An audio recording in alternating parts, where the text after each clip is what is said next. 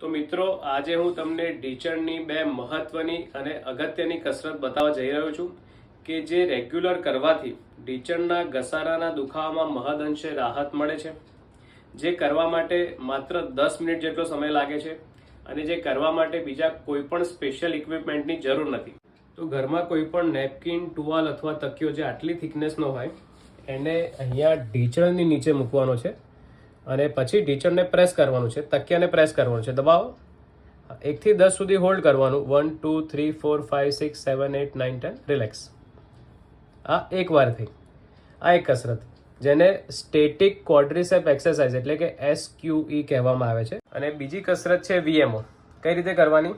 તો એ જ ટુવાલ અથવા તકિયો અહીંયા બે પગ વચ્ચે મૂકવાનો છે અને બંને પગથી એ તકિયાને દબાવવાનો છે અને 10 સેકન્ડ સુધી હોલ્ડ કરવાનું છે.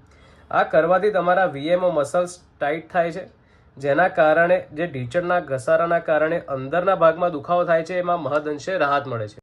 તો મિત્રો, આ બે કસરત તમે અવશ્યથી રેગ્યુલર કરજો, જેનાથી તમારા ઢીંચણના દુખાવામાં ફાયદો થશે ને થશે જ.